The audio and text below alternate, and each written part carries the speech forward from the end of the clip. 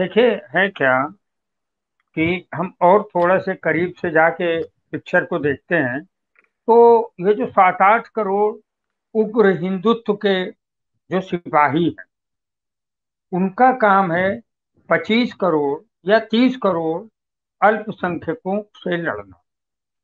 अब ये 7-8 करोड़ उग्र हिंदुत्व के लोग जब लड़ाई किए अल्पसंख्यकों से, मुसलमानों से, तो पिछले लोकसभा चुनाव में इनको 22 करोड़ हिंदुओं का वोट। देखिए, पूरा पूरा गणित जो है वो इतना ही है कि उग्र हिंदुत्व जो है वो टकरा रहा है मुस्लिमों से, और उनके पास 2019 में 22 करोड़ वोट मिले। अब उन्हें ये लगता है, अमित शाह को, नरेंद्र मोदी को, कि ये हमारा जो उग्र हिंदुत्व के ये जो 10 करोड़ के लगभग हैं, ये और ज्यादा टकराएंगे तो ये 22 करोड़ की संख्या हम 25-26 कर लेंगे तो हम 2024 का लोकसभा जीत लेंगे। इतना गणित है, ये तो उनका उनकी नीयत है। लेकिन उससे क्या हो रहा है कि ये जब उग्र हिंदुत्व के 8 करोड़ लोग ये सब काम करते हैं तो उदार हिंदुत्व पर भी हमला करते हैं। ये उदार हिंदुत्व पर हमला करते, मैं आपको एक दृश्य याद दिलाना चाहता हूँ कि स्वामी अग्निवेश पूरा भगवा लुंगी, भगवा कुर्ता, भगवा साफा पहने थे और उनको भाजपाइयों ने गिरा गिरा कर जूतों से मारा था। ये उग्र हिंदुत्व बिल्कुल। है जिसने उदार हिंदुत्व पर हमला किया। और क्या, तोगड़िया जो विश्व हिंदू परिषद का अंतरराष्ट्रीय अध्यक्ष था, वो आदमी को इन लोगों ने घेर कर मारना चाहा तो बेचारा मार खाते खाते मोबाइल वहीं फेंक कर भागा कि कहीं मुझे ट्रेस न किया जाए। उग्र हिंदुत्व अब उदार हिंदुत्व पर हमला कर रहा है कि सुबोध सिंह को मारा, मुकुल गुप्ता को मारा, वो आपका मनीष गुप्ता जो गोरखपुर का है उसको मारा, मुकुल तिवारी लखनऊ का। ये उदार हिंदुत्व के लोग इनके शिकार बन रहे हैं।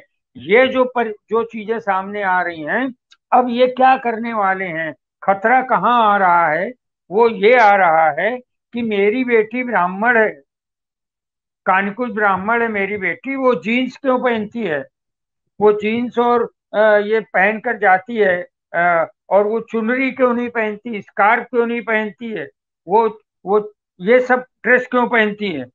तो अब उनका इस पे आएगा कि आप कानकुज ब्राह्मण है अभिलाष अवस्थी, आपके घर में ऑमलेट क्यों बन, हालांकि नहीं बनता है, लेकिन आपकी बेटी डॉक्टर है तो वो अगर बाहर जाती है वो ऑमलेट खाती, वो क्यों खाती है। तो वो जो अब उदार हिंदुत्व के 100 करोड़ लोगों पर, 90 करोड़ लोगों पर इनका हमला जो शुरू हो रहा है, और उसका प्रतीक सौरभ शर्मा हमारे सामने है। सौरभ शर्मा भी उसमें शामिल थे। देखिए, आप सौरभ शर्मा पत्रकार हैं, उनकी पत्नी अंकिता शर्मा भी पत्रकार हैं, पत्रकार होने के नाते हम उनके साथ हैं। लेकिन उग्र हिंदुत्व के प्रचार में सौरभ शर्मा एंड कंपनी ने जो बोया वही उनको काटना पड़ा। उन्होंने भी सौरभ शर्मा का मतलब न्यूज 18, न्यूज इंडिया 18 में मुकेश अंबानी का चैनल है, उन्होंने जरा सा, उन्होंने ये रामनवमी के जितने बवाल हैं उन्होंने प्रचारित किए, उन्होंने होली में या दूसरे तमाम जगह पर जो उग्र हिंदुत्व है उसकी बातों को प्रचारित किया और अल्पसंख्यकों को प्रताड़ित किया। ये उनकी पत्रकारिता है और उस पत्रकारिता का हिस्सा बनते हैं। तो वो जिसको प्रमोट कर रहे थे उग्र हिंदुत्व को, अंत में वही आके उनके गिरेबान पकड़ के सामने खड़ा हो गया और इनको भागना पड़ा। शर्म की बात है कि एक पत्रकार को भागना पड़ा, शर्म की और बात है जिसके लिए वो कि ये सब उसकी। कर रहे थे वहां से कोई आवाज भी नहीं आई सर। हाँ, वहां से किसी चैनल ने कोई ने अरे किसी चैनल, अरे आपका रजत शर्मा आवाज उठा देता, वो भी तो उग्र हिंदुत्व को प्रमोट कर रहा है। जो उग्र हिंदुत्व को प्रमोट करने वाले चैनल सभी अधिकतर कमोबेश चुप हैं। तो ये जो उदार हिंदुत्व पर हमला हो रहा है, इसके लिए मैं इसीलिए बोलता हूँ जगम जैसे मैं मुर्तजा भाई को, कि हम बहुत चिंतित नहीं है देश के लिए। ये बहुत बड़ा सवाल देश के सामने नहीं खड़ा हो गया। ठीक है, चुनाव जीते और हारे जाते हैं, लेकिन जैसा उनकी कोशिशें हैं, जिस ढंग से आरएसएस और भाजपा चाह रहा है कि इस मुल्क को हिंदू राष्ट्र या इस ढंग से कट्टरवादी बनाएगा, तो यहाँ पर जड़ें अभी बहुत स्ट्रांग है। वो जो उदार हिंदू हैं 90 करोड़ हैं, जो 30 करोड़ जो हैं मुस्लिम और सिख और ईसाई हैं, ये जो 10 करोड़ के सामने इनकी ताकत बहुत है। ठीक है, उनके पास सत्ता है, उनके पास बुलडोजर है। तुमने आज बुलडोजर चला लिया ना, क्योंकि तुम मध्य प्रदेश में सत्ता में हो। तुमने आज जो है जाके सारी बातें की सीतापुर में। आज आज वो गधा आदमी यहाँ पर, मैं तो और भी ज्यादा गंदी बात बोल सकता हूँ विनीता जी के चैनल में, इसलिए नहीं बोल रहा हूँ कि वो स्वामी सीतापुर में बदतमीज आदमी, उसको तो जूतों से मारना चाहिए। मैं कानपुर ब्राह्मण हूँ, मैं बोल रहा हूँ कि ऐसे लोग कब पनप रहे हैं 2014 के बाद।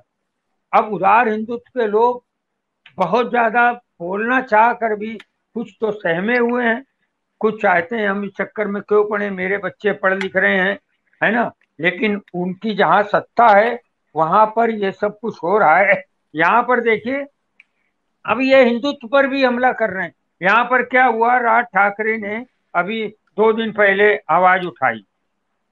अरे और तो छोड़िए, हिजाब वाला जो प्रकरण है, ये इन्होंने हेल्थ मिनिस्टर, शिक्षा मंत्री मध्य प्रदेश ने उठाया कि हमारे यहाँ भी हिजाब परंपरा लागू होगी, मतलब ये होगा। तो वहां पर 4 दिन बाद उनको वापस लेना पड़ा। तो हमारे सामाजिक जो मैत्री भाव है, संवेदना जो है, वो बहुत पावरफुल है। हमने ऐसे बहुत बार ऊपर नीचे चीजें देखी हैं। हमने बड़े बहुत आतंकवाद के हमले सहे हैं। इस मुल्क में कई राजनेता शहीद हुए हैं। चाहे जिस पार्टी की बात ही नहीं कर रहा हूँ। हाँ, एक दुख होता है मुझे, जो मैं यहाँ कहूँ कि उदार हिंदुत्व के लोग खड़े हों सामने। इसके पहले जरूरी है कि उदारवादी राजनीतिज्ञ सामने आए। आज ये कुछ ही लोग आते दिखते हैं, कुछ ही लोग सामने आते हैं और नरेंद्र मोदी से टकराते हैं। कुछ राजनेता, कुछ राजनीतिक लोगों को टकराना चाहिए। उसके लिए एक महागठबंधन की बहुत जरूरत है। वरना 2024 इलेक्शन जीतना हारना अलग बात है, मगर 2024 तक तो भारतीय समाज का बहुत नुकसान करना। हम और जयगम कभी अलग नहीं होने वाले। हमारे बच्चे, आप अभी जयगम भाई बोल रहे थे कि ब्राह्मणों को एजुकेशन और ये, मेरा बेटा फिल्म इंस्टीट्यूट है पूना में, FTII, उसमें डायरेक्शन बहुत डिफिकल्ट फैकल्टी माना जाता है। उसका टॉपर है, वो टॉप करके सेलेक्ट हुआ, अभी फॉरेन गया है शूट के लिए, एसोसिएट डायरेक्टर है। वो भी वहां पर भी रिजर्वेशन है। मेरी बिटिया, मैं ये जरूर घटना बताऊंगा, मेरी बिटिया और जुहा शेख, ये 2 बच्चियां बड़ी बचपन मतलब करीबी से दोस्त हैं, दोनों मेडिकल की तैयारी कर रही थी, दोनों MBBS में सेलेक्ट हो गई। अब जुहा शेख बोलती है मैं सोब्राइटी अवस्थी की वजह से सेलेक्ट हुई। सोब्राइटी बोलता है तूने मुझे केमिस्ट्री पढ़ाई, वो कहते तूने मुझे फिजिक्स में हेल्प की। तो ये खूबसूरत। समाज ये समाज कभी खत्म नहीं होने वाला। अभी वो ईद वाले दिन मेरे घर आएगी जुआ शेख, है ना। तो इस जयगम भाई, ये समाज रहेगा, लेकिन ये जो है आज राजनीतिज्ञों की ड्यूटी है, विनीता जी और हमारी सबकी है कि हम उन्हें वैनीत भावेन या फिर थोड़ा हड़काते हुए हम उन्हें बोले कि ममता बनर्जी आप उठिए भाई। आप अभिजीत बनर्जी के ऊपर ईडी का शिकंजा है, उसी को बचाती रहेंगी। या फिर हम बोले, शरद पवार से बोले कि भाई आप अपने जो है मंत्रियों को ही बचाते रहेंगे, आप इनसे भी तो लड़िए। उद्धव ठाकरे लड़ रहे हैं, मुझे खुशी है कि उद्धव ठाकरे बावजूद, मैं ऐसा शिव सैनिक नहीं हूं, कभी सवाल ही नहीं, लेकिन उद्धव ठाकरे की सरकार ने ये सब करने की कोशिश की है। इसलिए हम सब लोगों की एक ड्यूटी बनती है कि हम लोग ये जो उदारवादी हिंदुत्व है और उदारवादी सेकुलर सोच के जो राजनीतिक दल हैं, उनको हम बोलें कि आप आइए और इस ढंग से मस्जिदों में झंडा, अरे आप अगर मस्जिदों में जाकर आप भगवा फहराते हैं, तो आप जो है मंदिरों में भी इन लोगों को आने की, मुस्लिमों को इजाजत दे दिए, खूबसूरत भारत बनेगा ना। उनसे कहिए आप भी अपने प्रतीक चिन्ह यहाँ पर लगाइए आके। यही तो इस मुल्क की खूबसूरती है। मगर वो कहने के लिए राजनीतिक लोग चाहिए। मैं या दूसरे पत्रकार लोग तो मीडिया के लोग हैं, हम लोग एक सीमा तक बोल सकते हैं, लेकिन काम तो राजनीतिक शक्तियों को आगे आकर करना पड़ेगा। और मुझे लगता है कि हम बहुत निराश नहीं हैं, और हम लोग देखेंगे तो और आप हमसे जुड़े रहने के लिए सब्सक्राइब करें YouTube पर, फॉलो करें ट्विटर पर और लाइक करें Facebook पर। और ज्यादा जानकारी के लिए आपको टाइप करना होगा सिर्फ न्यूज नशा।